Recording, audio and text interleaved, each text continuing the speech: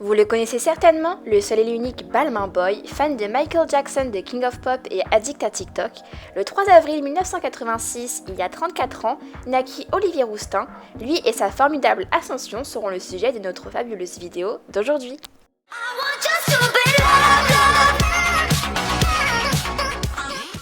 Abandonné à la naissance et né sous X d'une mère somalienne immigrée en France et d'un père éthiopien de 25 ans, tous deux anonymes, il est adopté à l'âge d'1 an par un père directeur du port autonome de Bordeaux et d'une mère assistante sociale.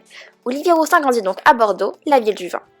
Néanmoins, cette naissance sous X semble avoir de manière évidente profondément marqué le créateur. Wonderboy, que l'on peut traduire par Jeune prodige de notre magnifique français, est un documentaire réalisé par Anissa Bonnefond qui porte justement sur ce sujet. On y découvre un homme seul dont le quotidien est teinté par la volonté de retrouver sa mère biologique. J'ai rêvé que je voyais ma mère biologique et mon père biologique dans mon sommeil. Un quotidien qui fait contraste avec la vie glamour que Rousteing ne cesse de mettre en avant sur ses réseaux sociaux personnels, notamment sur Instagram, la plateforme numérique qui déforme la réalité, mais si vous le voulez bien, ce sera le sujet d'une autre vidéo. Cette vie d'apparence confortable, Rousteing la doit à sa carrière et à son parcours. Il obtient son bac avec 2 ans d'avance et part à 16 ans à Paris.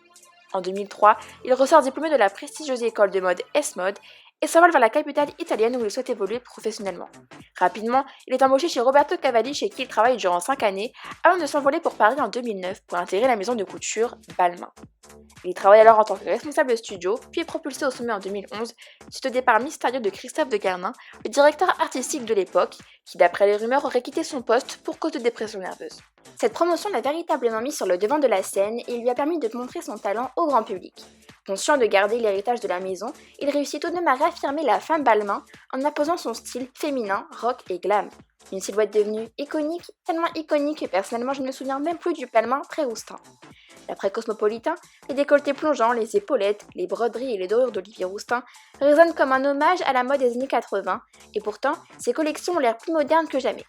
Par ailleurs, ces collections ne connaîtraient certainement pas le même succès sans les publications Insta massives du directeur artistique sur Instagram qui s'est créé une véritable communauté.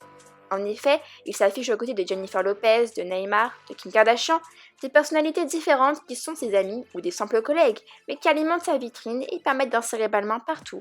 Une omniprésence qui permet à Olivier Rousteing d'effectuer de multiples collaborations avec les marques les plus trendy du moment, qui ont joué un rôle majeur dans l'élévation suprême de la marque. On retrouve la collaboration avec H&M en 2010, qui avait eu droit à un clip de campagne exceptionnel avec Kendall Jenner, et récemment, sa sœur Kylie s'associait elle aussi à Balmain pour une collection capsule de make-up.